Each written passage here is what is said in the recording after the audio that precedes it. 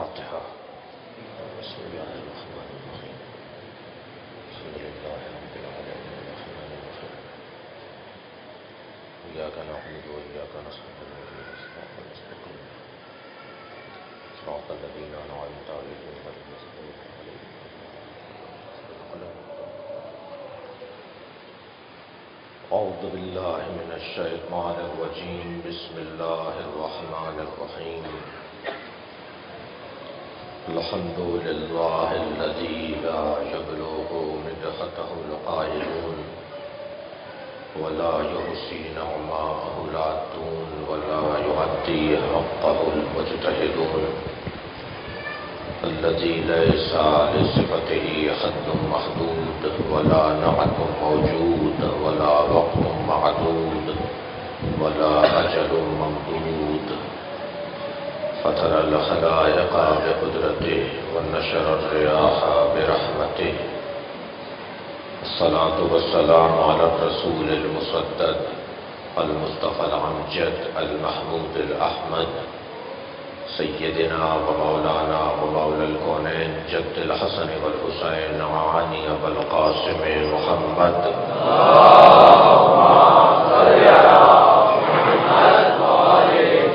وآله الطيبين الطاهرين المعصومين الذين قال الله إنما يريد الله ليذهب عنكم الرجس أهل البيت ويطهركم تطهيرا.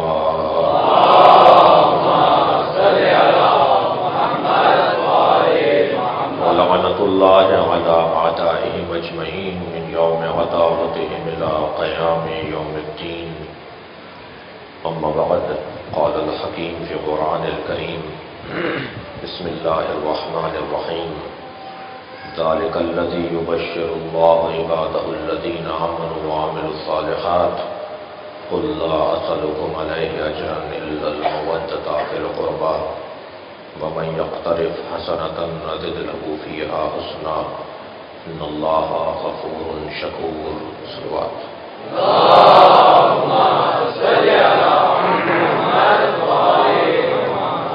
سورہ مبارکہ شورا، جس کی آیت جسے آیے مودت کے نام سے بھی یاد کیا جاتا ہے، وہ میں نے آپ کے سامنے ایک دفعہ پھر تلاوت کی ہے۔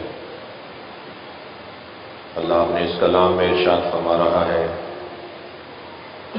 ذالک الذی یبشر اللہ، یہ وہی عظیم بشارت ہے جو اللہ نے عبادہ الذین آمنوا وعملوا الصالحات اپنے ان بندوں کو عطا کی ہے جو صاحبان ایمان بھی ہیں اور صاحبان کردار بھی ہیں۔ کیا بشارت ہے جو اللہ نے اپنے خاص بندوں کو عطا کی ہے؟ قل، میرے حبیب یہ بشارت انہیں پہنچا دیجئے، لا اسألکم علیہ اجرا الا المودۃ فی القربى، مجھے اپنی رسالت کے عوض کوئی سوال تم سے نہیں کرنا مگر یہ کہ قربہ سے مودت کرو۔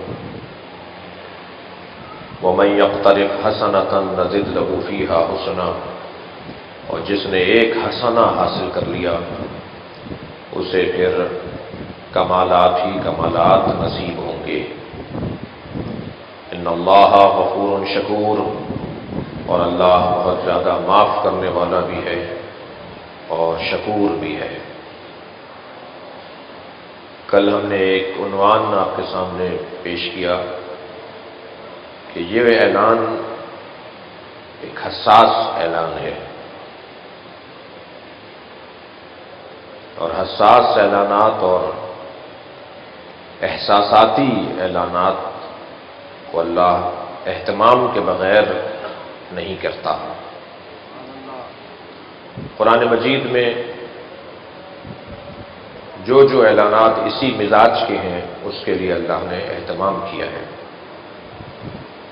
مثلا عقیدہ توحید، جو کل بات ہوئی، عقیدہ توحید جس زمانے میں پیغمبر اکرم نے بیان کیا وہ زمانہ بت پرستی کا زمانہ ہے، اور ہر شخص بتوں کی پوجا میں مصروف ہے اور غنی ہے بت ماننے میں۔ جب چاہیں جسے چاہیں اپنا اللہ مان لیتے ہیں. صلوات پڑھ رہا ہوں.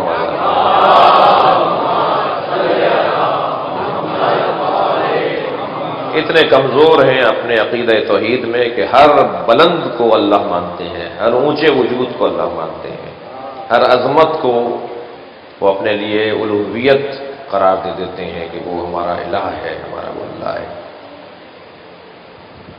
لہذا اس وقت میں لا الہ الا اللہ کہنا بہت کارنامے کی بات تھی. لہذا پیغمبر نے بھی صرف اتنا کہہ دینے پر کہہ دیا کہ تمہیں فلاح مل جائے گی، کامیاب ہو جاؤ گے. تم صرف اتنا کہہ دو لا الہ الا اللہ، فلاح پا جاؤ گے. قولوا لا الہ الا اللہ، کہہ دو لا الہ الا اللہ تفلحوا، فلاح پا جاؤ گے، کامیاب ہو جاؤ گے. جن لوگوں نے اس وقت میں لا الہ الا اللہ کہا ان لوگوں نے بڑی مصیبتوں کا سامنا کیا. انہیں آروں میں چیرا گیا، کاٹا گیا، ان کو زخمی کر کے ان کے زخموں پہ نمک ڈالا گیا، انہیں پتھروں اور سلوں کے نیچے دبا کر مارا گیا، ان کو ٹکڑے ٹکڑے کیا گیا. واقعات موحدین کی تاریخ کے کچھ یہی ہیں. انہیں آگ میں جلایا گیا. اللہ کا اقرار اور اللہ کی وحدانیت کا اقرار کرنا بہت مشکل بات تھی. اسی طرح کچھ اور حساس اعلانات بھی ہیں تاریخ میں اور قرآن مجید کے دامن میں. مثلا جب پیغمبر اکرم نے مولا علی کی ولایت کا غدیر میں اعلان کیا، یہ بہت حساس موضوع تھا، اور حساس اس درجے پر تھا کہ پیغمبر کے ذہن مبارک میں یہ آ رہا تھا کہ اگر میں نے علی کی ولایت کا اعلان کیا تو فساد ہوگا، فساد ہوگا. پیغمبر کے ذہن میں آ رہا تھا. لہذا پروردگار عالم نے نبی مکرم کو یہ کہہ کر کہ بلغ ما انزل الیک من ربک، آپ کا کام ولایت علی پہنچانا ہے. اگر آپ نے یہ نہیں پہنچایا تو گویا کچھ نہیں پہنچایا. تو ذہن مبارک کے پیغمبر میں یہ خیال تھا کہ اگر میں علی کی ولایت پہنچاؤں گا تو لڑائی ہوگی، جھگڑا ہوگا، فساد ہوگا. تو اللہ نے پھر سرکار کو تسلی دی واللہ یعصمک من الناس، لوگوں کے شر سے ہم تمہیں بچائیں گے. یعنی شر ہونا تھا، اور ایسا ہوا یا نہیں ہوا؟ جو پیغمبر اکرم کے ذہن مبارک میں تھا ویسا ہی ہوا. جب یہ آیت نازل ہوئی، سرکار لوٹ رہے ہیں، کہاں سے حج کر کے لوٹ رہے ہیں، تو حضرت کو حکم ہوا کہ ٹھہر جاؤ، بلغ، پہنچاؤ، یہی جگہ ہے. وہ ایک قدم آگے نہیں بڑھنے دیا نبی نے اپنی سواری کو، وہیں اپنی سواری روکی، اتر آئے، صحابہ کرام سے کہا کہ ذرا اہتمام کرو، وہی آئی ہے، مجھے کوئی پیغام پہنچانا ہے. وہ جگہ بھی ایسی نہیں تھی کہ جہاں پر کوئی خطاب کیا جائے. صحرا، بغیر سائے کے کا ماحول، کئی دور دور تک پانی کا اندازہ نہیں ہے، لیکن حکم ہے کہ یہیں پہنچاؤ، یہیں پہنچائیں گے. فرمایا جو آگے چلے گئے انہیں واپس بلاؤ، جو پیچھے رہ گئے ان کا انتظار کرو. اب مجھے سمجھ میں نہیں آتا یہ نبی سے آگے گئے کیوں تھے؟ صلوات پڑھے گا محمد و آل محمد.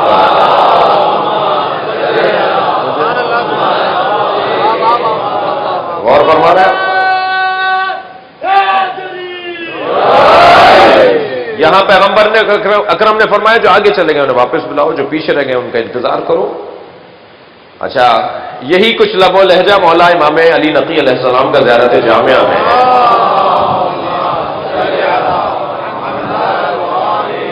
کہ کچھ ہیں جو اہل بیت آپ سے آگے نکل جاتے ہیں، کچھ ہیں اہل بیت جو آپ سے پیچھے رہ جاتے ہیں، کچھ ہیں جو آپ کے ساتھ چلتے ہیں.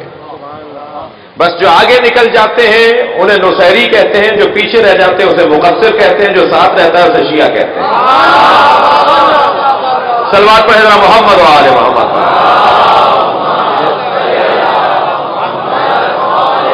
اس سے بہتر صلوات ہدیہ کرے نبی اور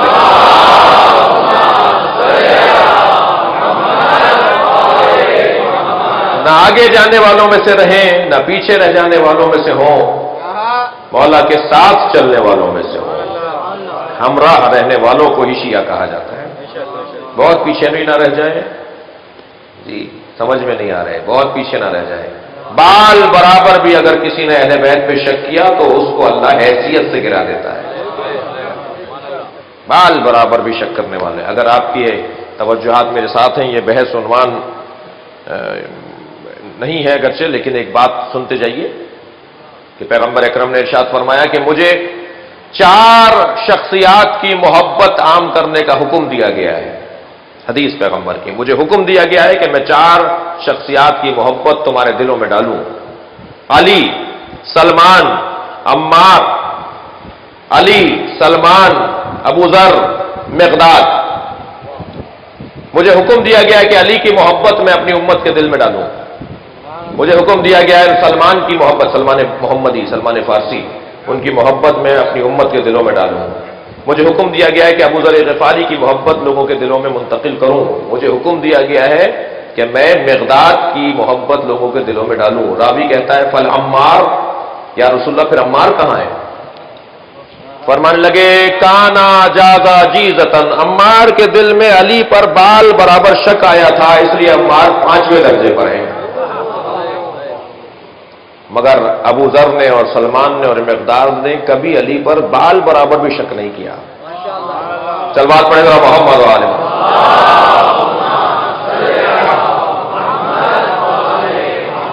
آپ لوگ تھکے ہوئے تو نہیں بیٹھے نا؟ تو مجھے ایک جملہ کہنے دیجئے کہ معلوم یہ ہوا کہ اگر کوئی صاحب عظمت بنتا ہے تو وہ بھی علی کے نام پر ہی بنتا ہے. کسی کو مقام نصیب ہوتا ہے تو وہ بھی مولا علی کی وجہ سے نصیب ہوتا ہے. تفصیل سے بات ہو کہ وہ کون سا مرحلہ تھا کہ جب بال برابر بھی شک حضرت عمار کے ذہن میں آیا تھا، وہ کون سا مرحلہ تھا، وہ کبھی تفصیل سے بیان ہو اور یہ حدیث پوری سنائی جائے اور اس کے لطف لیا جائے. اس حدیث کے اندر اتنا عرض ہے کہ پیغمبر نے فرمایا ان کو واپس بلاؤ، جا کے چلیں گے. تو پوچھنے والے نے پوچھا یا رسول اللہ کیا کہہ کر بلاؤں؟ سرکار نے فرمایا کہو حیا علی خیر العمل، لوگوں کو خیر العمل کی طرف دعوت ہو، بہترین عمل کی طرف لوگوں کو دعوت ہو. اور پھر آواز دینے والے نے حیا علی خیر العمل کہا، اور جب مجمع سارا جمع ہو گیا تو پیغمبر اکرم نے ایک انداز سے خطاب فرمایا. یادگار خطاب ہے پیغمبر کا، تاریخی خطاب ہے. عالم اسلام میں کوئی بھی آپ کو نہیں ملے گا جو خطبہ حجۃ الوداع سے آشنا نہ ہو. وہ اور بات ہے کہ حجۃ الوداع کے خطبے کے درمیان جو اہم ترین پیغام ہے اس کو کبھی کبھی نظر انداز کر دیا جاتا ہے. لیکن اتنا طے ہے کہ پیغمبر اکرم نے خطبہ دیا اور اس خطبے کے اندر حضرت نے سب سے اقرار لیا کہ میں نے کیا کیا تمہیں پہنچایا ہے. اور جب سب نے اقرار کر لیا تو پھر پیغمبر نے فرمایا کہ اب مجھے حکم دیا گیا ہے کہ میں یہ اعلان کروں. اور پھر مولا علی کو اپنے ہاتھوں پہ بلند کر کے دونوں ہاتھوں سے اٹھایا. توجہ میری طرف ہے، ایک ہاتھ پکڑ کے نہیں اٹھایا.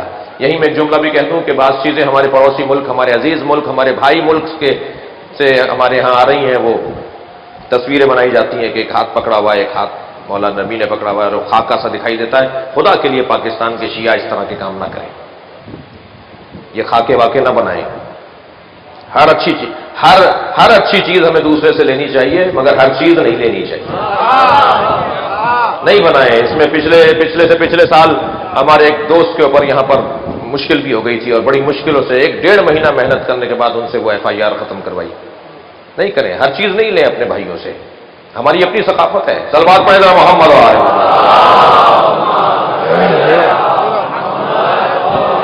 ہمارا اپنا انداز ہے، ہمارا اپنا سوچنے اور معاملات کا انداز ہے. ہر چیز نہیں لیجیے اپنے کسی بھی عزیز سے. تو پیغمبر اکرم نے ایک ہاتھ پکڑ کے نہیں، پیغمبر نے مولا علی کے دونوں بازوؤں کو پکڑ کر ایسے بلند کیا کہ علی نظر آ رہے تھے اور نبی علی کا سایہ ہو گئے تھے. غور کر رہے ہیں آپ حضرات؟ تو اور پھر ایسے بلند کر کے اپنے آپ سے آگے بلند کر کے فرمایا من کنت مولا فہذا. یہ کہہ دیا تھا کافی ہے کہ میں جس کا مولا ہوں اس کا علی مولا ہے، مگر کہا میں ہاذا علی مولا، اس لیے کہ جب اللہ جعلی بنا لیتے ہیں تو علی بھی جعلی بنا لیتے ہیں. یہ مولا علی. اور کر رہے ہیں آپ حضرات؟ اور فرما رہے ہیں آپ حضرات فہذا علی اور مولا، یہ علی مولا ہے. ایک مرتبہ وہاں حارث ابن نعمان فہری نے آواز دے، حساس موضوعات پر بات کر رہا ہوں، تاریخ اسلام کے حساس پیغامات جن پر فساد، لڑائی جھگڑا ہونے کا امکان ہوتا ہے. اب دیکھنا یہ ہے کہ لڑائی سے بچنے کی وجہ سے کیا حق چھوڑ دیں، حق کہنا چھوڑ دیا جائے کہ لڑائی نہ ہو جائے کہیں، جھگڑا نہ ہو جائے کہیں. پیغمبر اکرم نے جب یہ اعلان کیا تو ایسا ہی ہوا کہ پیغمبر کے ذہن مبارک میں بھی تھا اور اللہ نے بھی کہا تھا کہ اللہ تمہیں لوگوں کے شر سے بچائے گا. حارث ابن نعمان فہری کھڑا ہو گیا، کہنے لگا یہ اعلان آپ نے اپنی طرف سے کیا ہے یا اللہ کی طرف سے کیا ہے؟ لب و لہجہ دیکھا آپ نے بدتمیزی کا. اچھا بہت سے لوگ اپنی حدوں سے باہر نکل جاتے ہیں. اور جب لوگ اپنی حدوں سے باہر نکل جاتے ہیں تو وہیں فساد بھی ہوتا ہے اور وہیں نقصان بھی ہوتا ہے اور وہیں معرفت کی کمی بھی ثابت ہو رہی ہوتی ہے. اور یہ صرف پیغمبر کے ساتھ نہیں ہوا، ائمہ کے ساتھ بھی ہوا ہے. یہ صرف آج مجتہدین کے ساتھ نہیں ہو رہا، یہ ائمہ کے ساتھ بھی ہوا ہے. جی میرے مولا رضا سے آ کر ایک شخص کہتا ہے کہ آپ ظالم کے خلاف قیام کیوں نہیں کر رہے؟ لہجہ بتا رہا ہے کوئی اپنا ہی تھا. کہنے لگا کیا ظالم کے خلاف قیام کرنا واجب نہیں ہے؟ حضرت نے فرمایا واجب ہے. کہنے لگا پھر آپ قیام کیوں نہیں کرتے؟ حضرت نے فرمایا بتاؤ یہ وقت کیا ہو رہا ہے؟ چاشت کا وقت تھا، صبح 9-10 بجے کا وقت. اس نے کہا مولا چاشت کا وقت ہے. حضرت نے فرمایا نماز ظہر واجب ہے یا نہیں؟ کہا واجب ہے. حضرت نے فرمایا پڑھو. کہنے لگا نماز ظہر واجب ہے مگر ابھی وقت نہیں آیا. امام نے کہا یہی تمہارا جواب ہے، ظالم کے خلاف قیام واجب ہے مگر ابھی وقت نہیں آیا ہے. سلوات پڑھے ذرا محمد والے.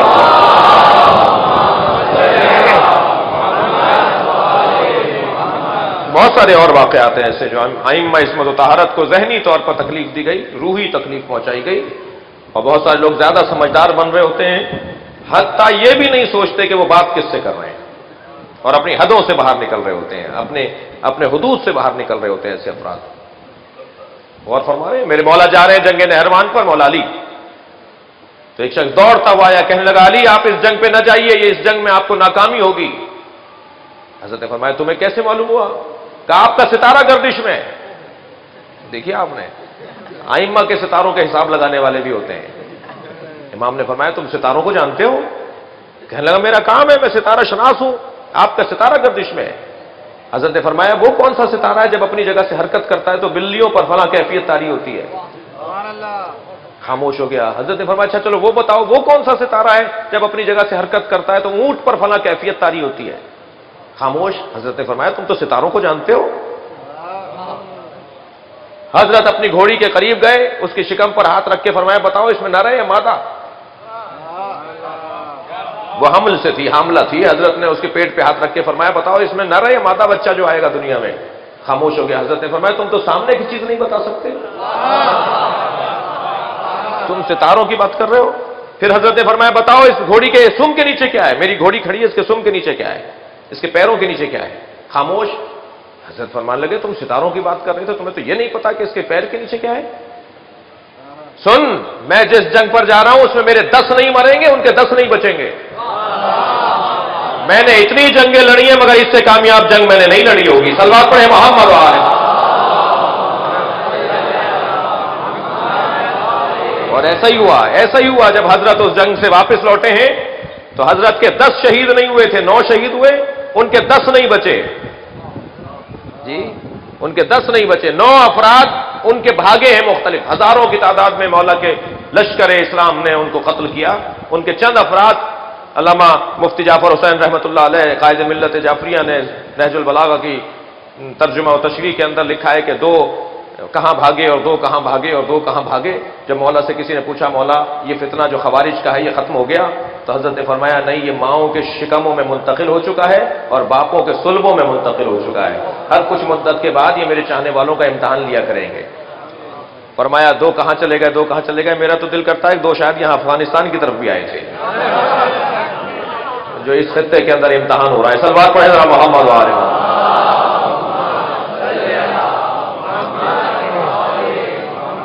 تو یہ ایسے افراد بھی ہوتے ہیں معاشرے کے اندر جو ائمہ کا حساب و کتاب لگا رہے ہوتے ہیں، جو ائمہ کے شجرے ائمہ کے ستارے بتا رہے ہوتے ہیں. اور کیا آپ نے؟ تو عزیزان گرامی یہاں آ کر کہہ رہا ہے کہ یہ اعلان آپ نے خود کیا ہے یا اللہ کے حکم سے آپ نے اپنے بھائی کو ہمارا ولی اور مولا بنا دیا؟ پیغمبر اکرم نے فرمایا کہ میں تو کوئی بات ہی نہیں کرتا سوائے وحی الہی کے. وما ينطق عن الهوى ان هو الا وحی یوحى.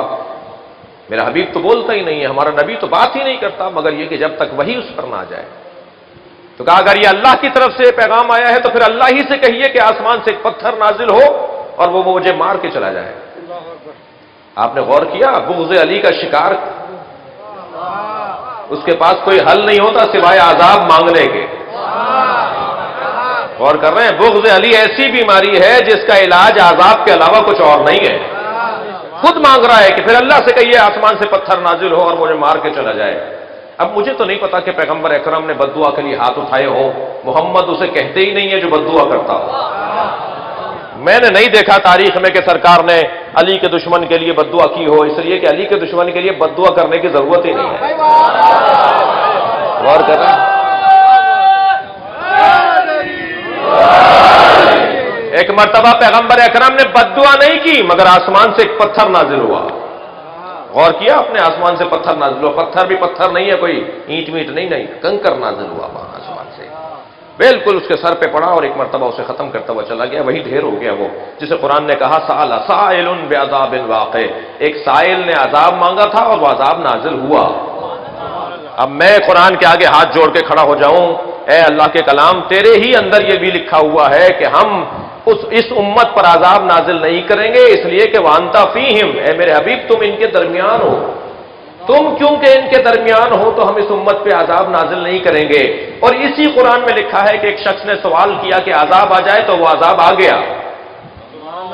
یہ قرآن میں تضاد نہیں ہے، یہ علی کی ولایت کا استثناء ہے۔ غور کر رہے ہیں آپ حضرات یا نہیں کر رہے ہیں؟ یہ قرآن میں اختلاف نہیں ہے، علی کی ولایت کا استثناء ہے۔ علی کی ولایت اور اللہ کی توحید کا جو دشمن ہوگا اس پہ عذاب آئے گا۔ پیغمبر نے بد دعا نہیں کی مگر آسمان سے پتھر نازل ہوا۔ خانہ کعبہ کو گرانے کے لیے جو ابرہہ کا لشکر آیا تھا، غور کر رہے ہیں آپ حضرات؟ تو ابرہہ کے لشکر کے مقابل، ہاتھیوں کے مقابل اللہ نے ہاتھی نہیں بھیجے۔ اگر ہاتھیوں کے مقابل اللہ ہاتھی بھیج دیتا تو گویا ہاتھیوں کی طاقت کو تسلیم کر لیتا نا۔ دشمن کی تو شکست ہی یہی ہوتی ہے کہ دشمن کو تسلیم ہی نہ کیا جائے۔ صلوات پڑھیں ذرا نبی اور آل نبی کی ذات پر۔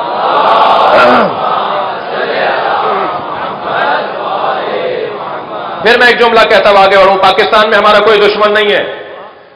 جن لوگوں نے پاکستان کی دیواروں کو کالا کیا ہے نا غلیظ نعرے لکھ لکھ کر، وہ ہمارے دشمن نہیں ہے۔ ہم سے دشمنی کرنے کے لیے اہلیت چاہیے جو ان میں نہیں ہے۔ ہر شخص اس قابل نہیں ہے کہ شیعوں سے دشمنی کا ٹائٹل اس کو دیا جائے۔ بد کردار لوگ، کمزور کردار لوگ۔ اور کیا پیغمبر نے ہاتھیوں کے مقابل ہاتھی نہیں بھیجے۔ پیغمبر اکرم نے عجیب انداز ہے، اللہ کا کام ہی اس کے نرالے ہیں۔ وہ جب اپنے نبی کو بچاتا ہے تو مکڑی کے جالے سے بچاتا ہے۔ اتنا بڑا وجود سرکار دو جہاں کا، اگر نبی کی حفاظت کر رہا ہے تو جس غار کے اندر سرکار گئے ہیں اس غار کے دہانے پر مکڑی نے جالا تنا ہوا ہے۔ اب یہ ڈھونڈتے ڈھونڈتے پہنچے ہیں، قدم شناس تو یہ پرانے ہیں۔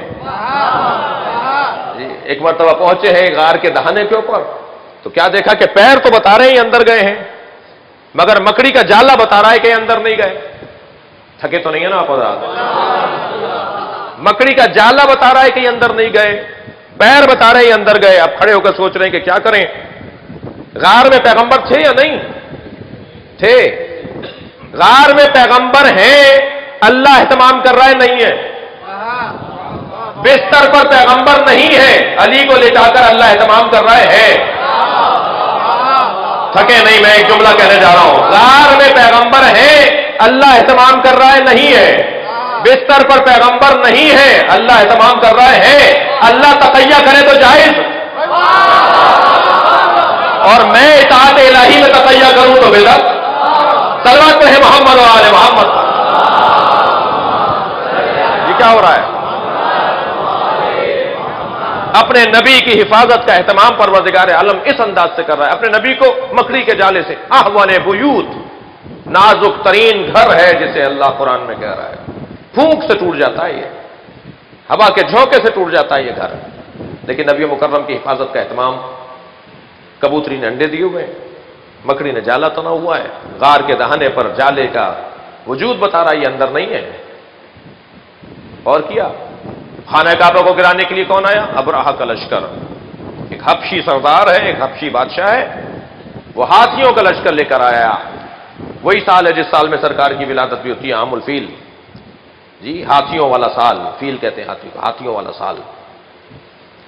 اور ہاتھیوں کا اتنا بڑا لشکر کیوں آ رہا ہے؟ ادھر حضرت عبد المطلب کو معلوم ہوا کہ صاحب خانہ کعبہ پہ حملہ ہو رہا ہے، اور مکے کے باہر انہوں نے اپنا قیام کیا ہوا ہے، اور کسی بھی آن وہ حملہ کر دیں گے مکے پر، اور خانہ کعبہ کو گرانے کا غرض رکھتے ہیں وہ۔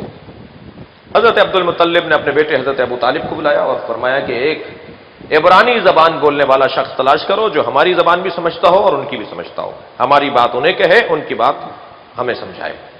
مترجم لے کر چلے حضرت عبد المطلب، نبی کے دادا، مولا علی کے دادا۔ جب پہنچے ہیں وہاں پر تو اسی اثنا میں جب یہ ہاتھیوں کا لشکر آ کے کھڑا ہوا تھا تو ان کے کچھ لوگ شہر مکہ سے باہر ایک حضرت عبد المطلب کے اونٹوں کا باڑا تھا، سینکڑوں کی تعداد میں ان کے اونٹ تھے، کیونکہ وہ تجارتی سفروں کے لیے بھی کرائے پہ دیتے تھے، اپنے اونٹ اجارے پر دیتے تھے، اور ان کا اپنا کاروبار بھی تھا، سردار مکہ تھے اور ایک پورے قریش کے سردار تھے حضرت عبد المطلب۔ تو ان کے لوگوں نے وہاں سے گزرے ہوں گے، انہیں اونٹ اچھے لگے، 20 اونٹ اٹھا کے لے گئے، پکڑ کے لے گئے۔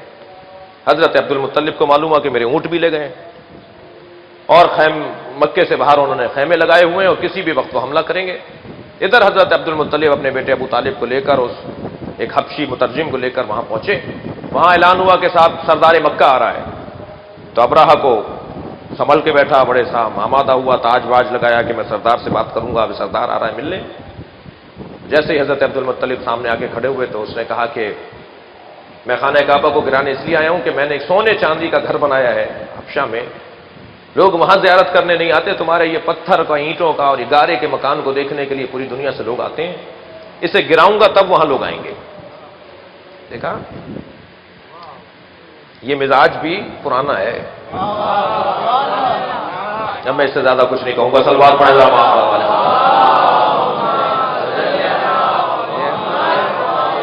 کہنے لگا جی وہ میرا گھر جو اتنا مہنگا ہے اس پہ تو کوئی زیارت کرنے آتا نہیں ہے، یہ گارے کا اور اینٹوں کا جو گھر ہے اس کو دیکھنے آتے ہیں، میں اسے گرانے آیا ہوں۔ ایک لمبی تقریر کی خانہ کعبہ کو گرانے کی غرض سے، اپنا ارادہ بیان کیا حضرت عبد المطلب کے سامنے۔ وہ کہتا رہا، یہ ترجمہ کر کر کے حضرت عبد المطلب کو سناتا رہا۔ تو پھر اس نے کہا ان سے پوچھو کہ تمہارے سردار کیا بولتے ہیں میری اس بات کے اوپر۔ تو حضرت عبد المطلب نے کہا اس سے کہو انہوں نے ہمارے 20 اونٹ چرا لیے ہیں، وہ واپس کر دیں۔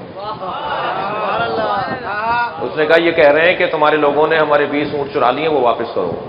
کہنے لگا میں تو خانہ کعبہ گرانے کی بات کر رہا ہوں، تمہارا سردار اپنے اونٹ مانگ رہا ہے، یہ کیسا سردار ہے؟ میں تو خانہ کعبہ گرانے کی بات کر رہا ہوں۔ تو حضرت عبد المطلب نے بڑے اطمینان سے کہا میں اونٹوں کا مالک ہوں، اس گھر کا بھی کوئی مالک ہے۔ صلوات ہدیہ کرے محمد و آل محمد۔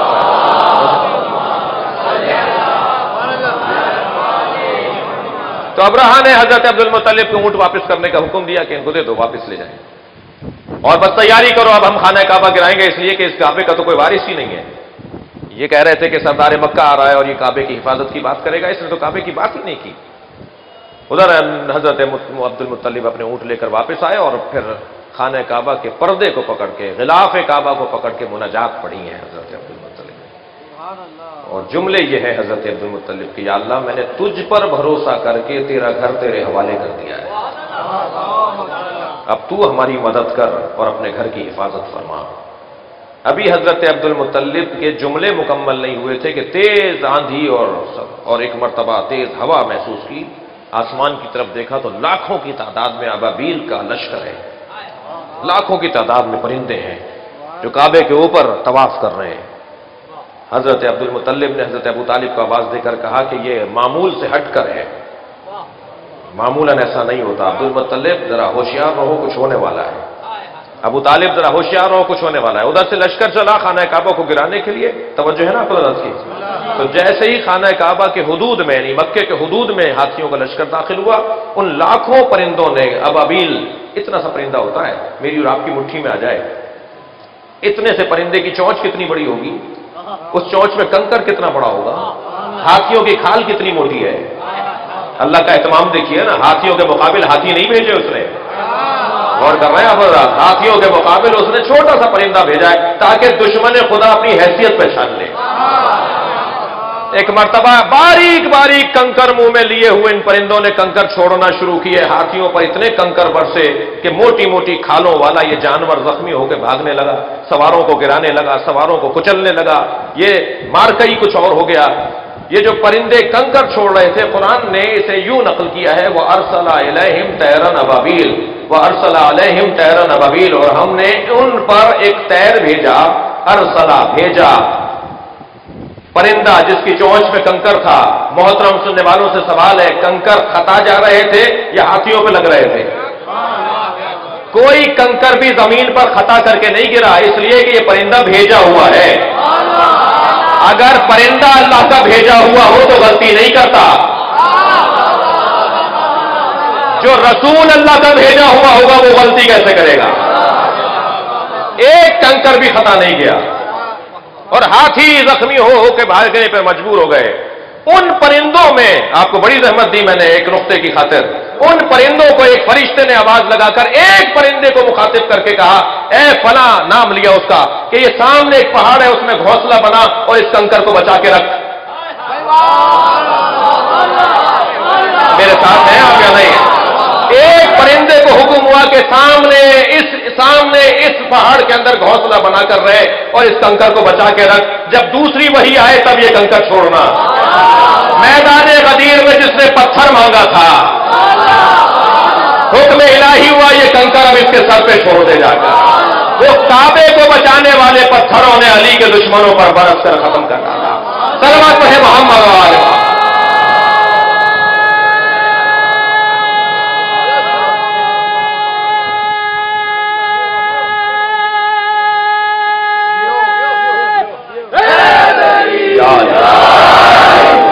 دمبست کلندر دمبست کلندر من کنت مولا من کنت مولا صدیق اکبر صدیق اکبر فاروق اعظم فاروق اعظم پر محمد وآل محمد صلوات۔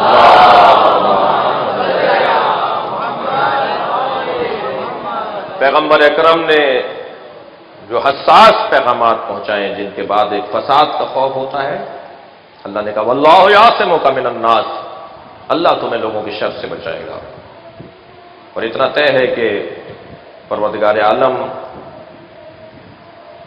اہل بیت کے دشمنوں کا انجام بہت برا کرتا ہے، بہت برا ہوا اہل بیت کے دشمنوں کا انجام۔ ہم نے تو پاکستان میں اہل بیت کے چاہنے والوں کے دشمنوں کا انجام برا دیکھا ہے۔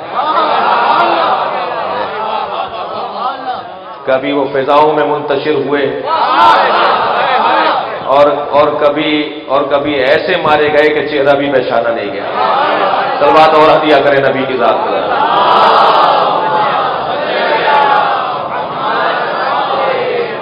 اتنا طے ہے عزیزان گرامی کہ ان اہم ترین پیغامات میں سے ایک پیغام واقعہ غدیر، اس میں بھی اللہ نے کہا کہ میں تمہیں لوگوں کے شر سے بچاؤں گا۔ وہاں عقیدہ توحید کا جب اعلان کر رہے ہیں تب بھی پروردگار عالم کہہ رہا ہے کہ میں تمہیں لوگوں کے شر سے بچاؤں گا۔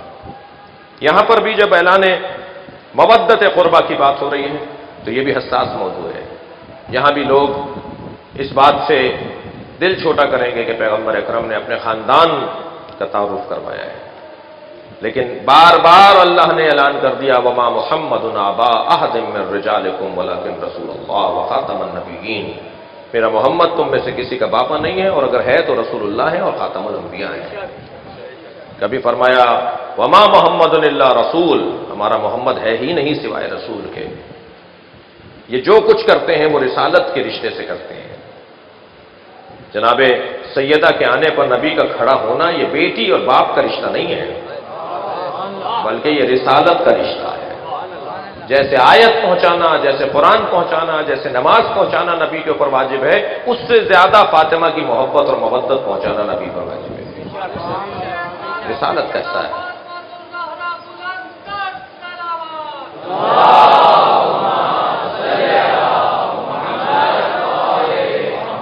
عزیزان گرامی، پیغمبر اکرم اعلان فرما رہے ہیں قل لا اسألکم، اے حبیب کہہ دو ان سے کہ مجھے کوئی رسالت کی محنت کے عوض کوئی اجرت نہیں چاہیے، الا المودۃ فی القربى، سوائے یہ کہ مودت قربہ۔ میں آج اس تیسری مجلس میں اس آیت کی تفسیر کا آغاز کر رہا ہوں۔ مودت قربہ مجھے چاہیے۔ پیغمبر اکرم نے مودت قربہ مانگی ہے،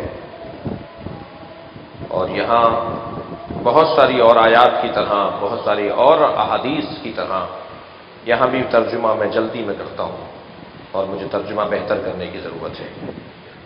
بہت ساری احادیث ہیں جن کا ترجمہ میں جلدی میں اچھا نہیں کرتا، بہت ساری آیات ہیں جن کے ہم ترجمے کو جلدی میں کرتے ہیں تو بہت اچھا ترجمہ نہیں کرتے۔ مثلا ایک مشہور حدیث ہے پیغمبر کی، ان الحسن والحسین سیدا شباب اہل الجنہ، ترجمہ کیا جاتا ہے کہ حسن حسین جوانان جنت کے سردار ہیں۔ یہ ترجمہ ٹھیک نہیں ہے، اور فرما رہے ہیں یہ ترجمہ ٹھیک نہیں ہے، حسن حسین جوانان جنت کے سردار ہیں۔ اس کا مطلب یہ ہوا کہ مریں گے جنت میں جائیں گے تو حسین کی سرداری ملے گی، مردوں کے سردار ہیں۔ پیغمبر نے کب فرمایا ہے کہ حسن حسین جوانان جنت کے سردار ہیں؟ پیغمبر نے فرمایا ان الحسن والحسین سیدا شباب اہل الجنہ، حسن حسین جوانان اہل جنت کے سردار ہیں۔ اہل جنت ہونے کے لیے مرنا ضروری نہیں ہے، اسی زندگی میں اہل جنت ہوں گے اور حسین کی سرداری یہی ملے گی تمہیں۔ صلوات پڑھے ذرا محمد و آل محمد۔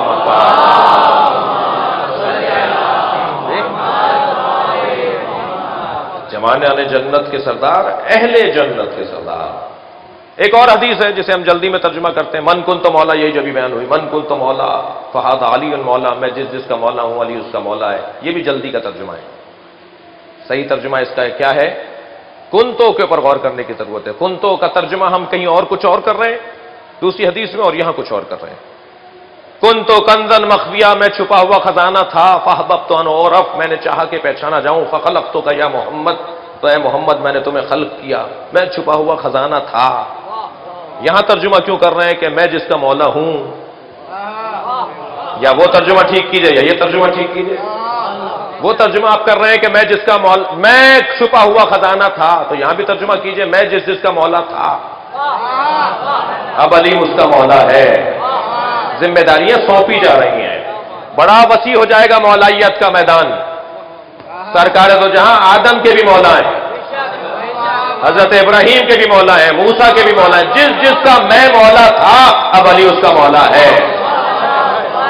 کیا سمجھو گے علی بن ابی طالب کی ولایت کو؟ بڑا وسیع مفہوم ہے، بہت سارے لوگ بہت ساری باتیں نہیں سمجھنا چاہ رہے، اب ہم کیا کریں اس کے اوپر، ایک مشکل میں ہے۔ اور جس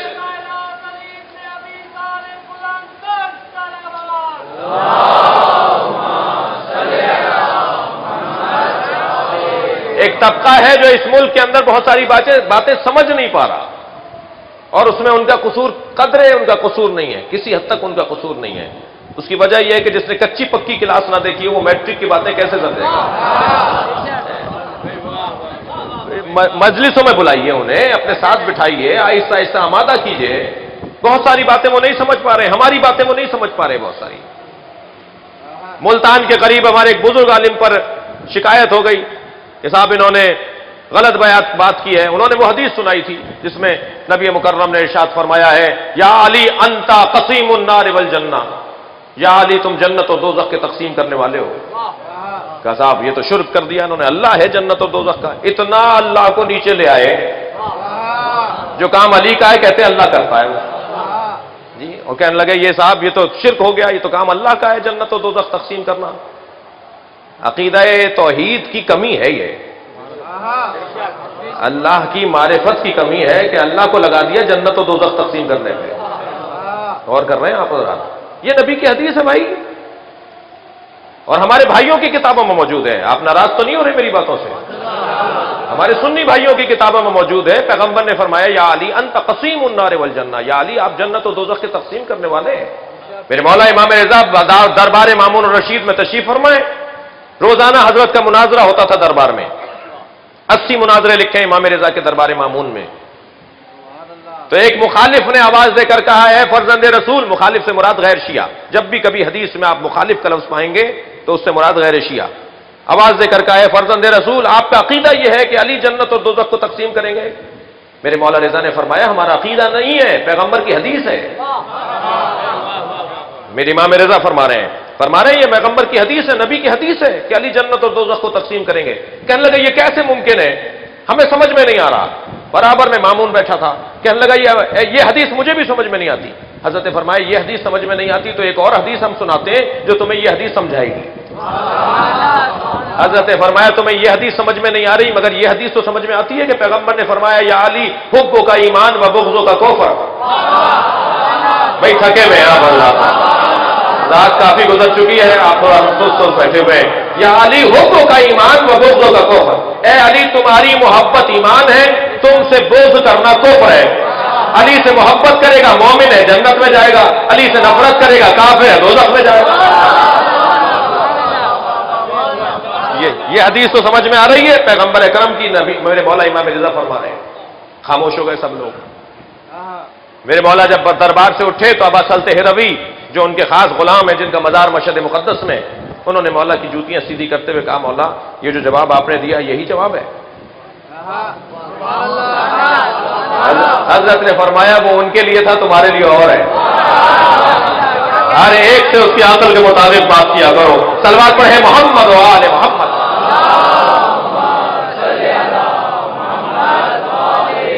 अब्बा सल तेहरवी ने कहा, मौला मेरे लिए क्या जवाब है? हजरत ने फरमाया, अब्बा सल सुनो, मेरे जद अली महशर में खड़े होंगे, दोज़ख से कहेंगे ये तेरा है, जन्नत से कहेंगे ये मेरा है। अली तकसीम करेंगे जन्नत और दोज़ख को। तो बहुत सारे लोगों को ये बात समझ में नहीं आती और बहुत सारी और बातें भी समझ में नहीं आती जी। अब इसका मतलब ये नहीं है कि हम मारिफ की बातें और फजाइल की बातें इनके खौफ से छोड़ दें। अगर मोहब्बत अली में हथकड़ी पड़ेगी तो इससे बेहतर कोई इबादत नहीं है। और फरमा रहे हैं नहीं समझ रहे, उनके समझ के मयार को ऊंचा होना चाहिए, वो अपने मयार फहम को ऊंचा करें जी। बढ़ूं एक मंजिल और आगे।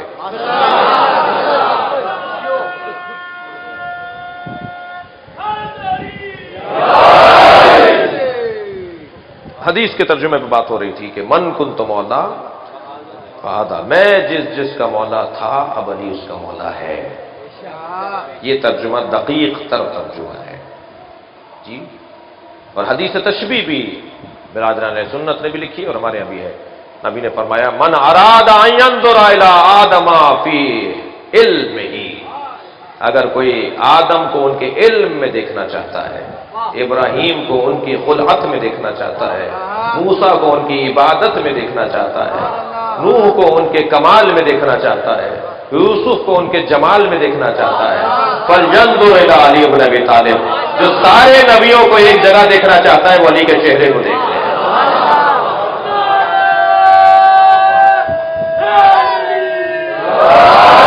तमाम तर कमालात का मजमुआ अगर कोई जात है तो मौला अली की जात है। अब भी क्या ये बहस बाकी रहेगी कि अली को रजी अल्लाह बोले या अलैहिस्सलाम बोले?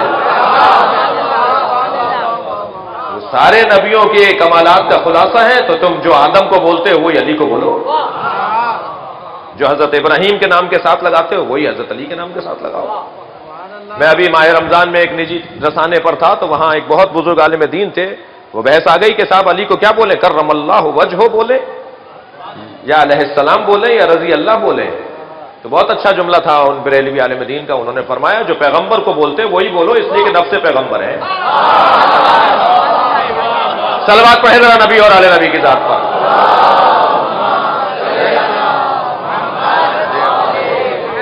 नफ्स पैगंबर अली की जात है। बहुत मसाइल पेचीदा कर दिए गए हैं इस बाब के अंदर, लेकिन मेरा और आपका फरीजा बनता है कि हम मौला अली के फजाइल और मनाकिब को आम करें। मैं तो ढूंढने से मुझे मजलिस में कोई बूढ़ा नजर नहीं आ रहा, सारे माशाल्लाह जवान बैठे हुए हैं, और अगर कोई सफेद बालों वाला है भी तो वो विलायत अली से जवान है। कोई इस दरवाजे पर हमें ज़ईफ़ उम्र नहीं नजर आएगा। तो मैं अपने इन जवानों से गुजारिश करूंगा कि उलमाए किराम से गुजारिश करें, फरमाइश करें, ख्वाहिश करें कि वो फजाइल अहले बैत पढ़ें, दकीक फजाइल अहले बैत पढ़ें, निकाल कर आएं किताबों से, और इन मजालिस की जीनत बनाएं मौला अली के फजाइल को। पैगंबर की ख्वाहिश आरजू है नबी की कि अली अली हो। मत कहें कि साहब कोई किरदार की बात और इससे बेहतर क्या होगी जी, अमल की बात इससे बेहतर क्या होगी? कौन कहता है कि हमारे यहां नमाज लोग कम पढ़ते हैं? किसने कहा है हमारे यहां रोजा नहीं रखते लोग? हमारे यहां दूसरों से किरदार बहुत अच्छा है। हमारे नमाजी भी अच्छे हैं, हमारे रोजादार भी अच्छे हैं, हमारे हाजी भी अच्छे हैं।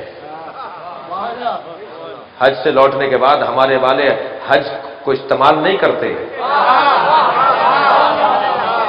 معاملات ہی کچھ اور ہو جاتے ہیں۔ میں نے تبدیل ہوتے ہوئے دیکھا ہے زیارتوں پر جا کر لوٹنے والوں کو، حج سے لوٹنے والوں کو، ہر اعتبار سے ہر معاملے میں ہمارے ہاں بہتری ہے۔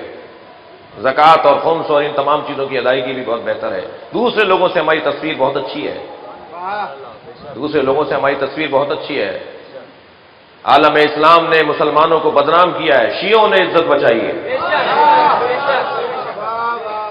عجیب و غریب ماحول ہے۔ ابھی یہ جو راولپنڈی کے ایک بہت بے باک سے ایک سیاستدان ہے، اکثر نجی ٹی وی چینل پہ بڑی کھلی کھلی باتیں کرتے ہیں۔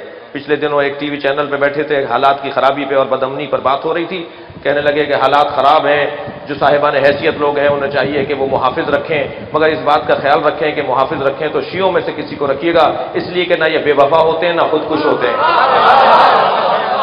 یہ نظر آ رہا ہے نا، آپ کا کردار، آپ کا انداز زندگی، آپ کا طریقہ کار۔ پچھلے دنوں کچھ سمندر پار ملک سے کچھ مہمان پاکستان کے سرکاری دورے پہ آئے ہوئے تھے، ان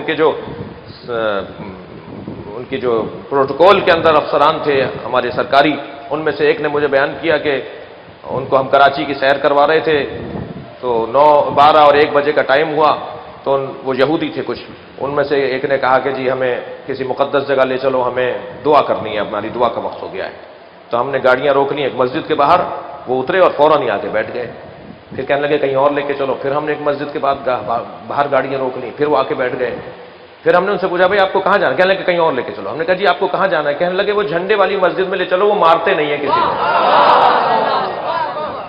یہ ایک تصویر پھیلی ہوئی ہے بھائی۔ میں خود شبر بھائی اترا لندن ایئرپورٹ پر ہیترو پر، تو اسی ابقبا کے ساتھ تھا جی، اور اکثر ہو رہا ہے پوری دنیا میں ایسے ہی پھر رہا ہوں، اور کوئی نہ ہر سفر میں کوئی نہ کوئی برابر میں آ کے کھڑا ہوتا ہے اور کہتا ہے آپ شیعہ مولوی آپ سے سوال کر لوں؟ تو میں پہلا جواب تو یہ دیتا ہوں میں یہ پہن کے اس لیے پھر رہا ہوں کہ آپ سوال کر لیں۔ ہمارے بارے میں خود سے فیصلے کرتے ہیں، آپ ہم سے پوچھتے نہیں ہیں۔ تو چند انگریز آگے سے گزرے، پھر پلٹ کے واپس آ گئے، کہنے لگے یہ کیا پہنا ہوا ہے، بڑا خوبصورت لگ رہے ہیں آپ، بڑا اچھا لباس ہے۔ تو میں نے کہا کہ یہ مسلمان علماء کا لباس ہے۔ تو کہنے لگے مسلمان ہو، وہ نبی کے گھر والوں کو مانتے ہو یا دوستوں کو مانتے ہو؟ یہ فرق ہے، لوگوں کو معلوم ہے، سب سلوات پڑھیں نبی اور آل نبی کے ساتھ۔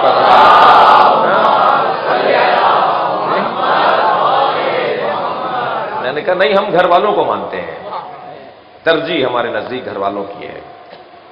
کل بات آگے بڑھے گی، ایام غم اور عذاب اپنے بعد کے مراحل میں داخل ہو رہے ہیں۔ چلیے ذرا اپنے ذہنوں کو کربلا لے چلیے۔ امام حسین نے ایسا گلدستہ سجایا ہے، ایسے ایسے لوگ اپنے ساتھ کربلا میں جمع کیے ہیں، جن میں سے ہر ایک کا بیان، ہر ایک کی زندگی پہ غور ہمارے لیے سبق آموز ہے۔ آج 3 محرم ہے، آوان و انصار کا تذکرہ ہمارے ہاں کی رسم ہے۔ آوان و انصار میں زہیرقین جیسا صحابی پیغمبر بھی ہیں، مولا علی کے چاہنے والے اور صحابی بھی ہیں، اور زہیرقین عثمانی العقیدہ ہیں، مگر امام حسین نے انہیں اس خیمے سے اس خیمے میں منتقل کر دیا۔ جب امام حسین اپنی نماز کی ادائیگی جماعت پڑھا رہے تھے کربلا کے میدان میں، تو عبداللہ ابن سعید اور زہیر ابن قین یہ دونوں امام کی نماز کی حفاظت میں کھڑے تھے۔ تیروں کا مہ برس رہا تھا اور یہ اپنے سینے پر، بازوؤں پر اپنی ڈھال سے تیروں کو روک رہے تھے۔ بہت سے تیر زہیر کے لگ چکے تھے، مگر زہیر میں ہمت اتنی زیادہ تھی کہ ابھی حسین کی نماز مکمل نہیں ہوئی ہے۔ بہت سے تیر سعید ابن عبداللہ کو لگ چکے تھے، مگر سعید نے اپنی ہمت نہیں چھوڑی۔ جیسے ہی امام حسین نے سلام کہا اور صفوں سے کربلا کے مجاہد اٹھنے لگے، تو زہیر سے پہلے سعید زمین پر گر گئے۔ جیسے ہی سعید زمین پر گرے، امام آگے بڑھے، امام نے سعید کا سر اپنے زانوں پر لے لیا، تو سعید نے اپنا سر ہٹا دیا۔ امام نے پھر زانوں پہ لیا، پھر سعید نے ہٹایا۔ تو امام نے سوال کیا، سعید تم اپنا سر ہمارے زانوں سے کیوں ہٹاتے ہو؟ تو کہنے لگے مولا یہ شہزادوں کی جگہ ہے، یہ سکینہ کی جگہ ہے، یہ علی اصغر کی جگہ ہے، کہاں مجھ جیسا غلام اور کہاں زانو حسین۔ امام نے فرمایا سعید ہماری خواہش ہے تمہارا سر ہمارے زانوں پر رہے۔ اس انداز سے سعید سے محو گفتگو ہے میرے مولا حسین۔ ایک مرتبہ سعید نے مسکرانا شروع کیا۔ امام نے پوچھا سعید کیوں مسکرا رہے ہو؟ فرمایا میرے سرحانے رسول اللہ آ گئے ہیں، اجرکم اللہ، مجھے جنت کی بشارت دے رہے ہیں۔ مجھ سے کہتے ہیں تم نے میرے بچے حسین کی مدد کی ہے، میں تمہیں جنت پہنچانے آیا ہوں۔ کچھ دیر کے بعد عزیزانو سعید پھر مسکرائے۔ امام نے اب پوچھا سعید اب کیوں مسکرائے ہو؟ کہا اے فرزند زہرا میرے سرحانے علی آ گئے ہیں اور مجھے جنت لے جانے کے لیے منتظر ہیں۔ پھر کچھ دیر کے بعد سعید نے رونا شروع کیا۔ اجرکم اللہ، اجرکم اللہ۔ تو ایک مرتبہ امام حسین نے پوچھا سعید اب رو کیوں رہے ہو؟ فرمایا کیا آپ کی ماں زہرا اتنی غریب ہے؟ میرے سرحانے فاطمہ زہرا آ گئی، کہتی ہے میرے بچے کی حفاظت کی ہے۔ اجرکم اللہ۔ ابھی سعید امام حسین سے محو گفتگو ہے کہ ایک مرتبہ سعید نے کہا حبیب کہاں ہے؟ حبیب عقب میں کھڑے ہوئے تھے، دور کھڑے تھے۔ امام حسین نے فرمایا حبیب کو سعید بلا رہے ہیں، کچھ ہی دیر جا رہی ہے کہ سعید کی روح پرواز کر جائے گی، زخموں سے خون نکل رہا ہے۔ آواز دی حبیب تمہیں سعید بلا رہے ہیں۔ حبیب آئے، آ کر سعید کے قریب بیٹھ گئے، کہنے لگے حبیب اپنا کان میرے منہ کے قریب لاؤ۔ حبیب جھکے اور اپنا کان سعید کے منہ کے قریب لے گئے تو نحیف سی کانپتی ہوئی آواز میں کہا حسین کو چھوڑ کے نہیں جانا۔ یہ جذبہ ہے شہداء کربلا جو امام حسین کا ساتھ دینے کربلا میں آئے۔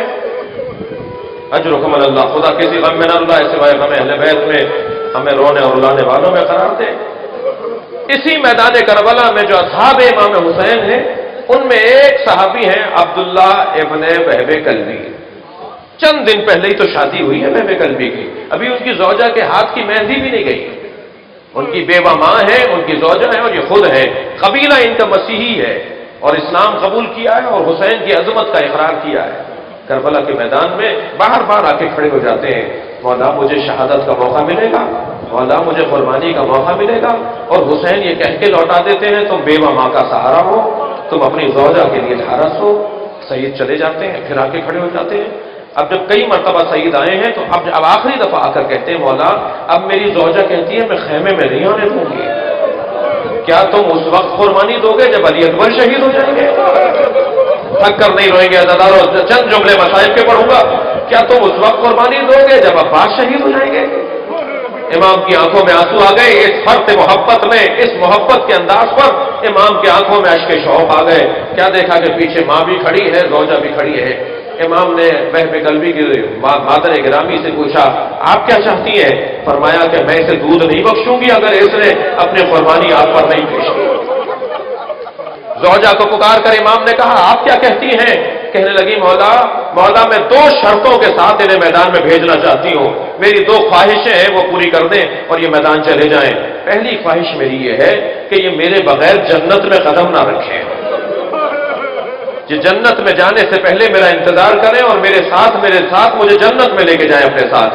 امام نے آسمان کو دیکھ کر فرمایا اس کا وعدہ حسین کرتا ہے، تمہارا شوہر تمہارے بغیر جنت میں نہیں جائے گا۔ سنیں گے عزادارو، جب ظالم نے حضرت وہب کلبی کا سر کاٹنا چاہا تو یہ زوجہ آگے بڑھی اور اس نے خنجر پکڑ لیا، تو ایک اور ظالم نے زوجہ وہب کلبی کے سر پہ گرز مارا اور وہ اپنے شوہر کے برابر میں گرتے ہوئے بولی حسین نے وعدہ پورا کر دیا۔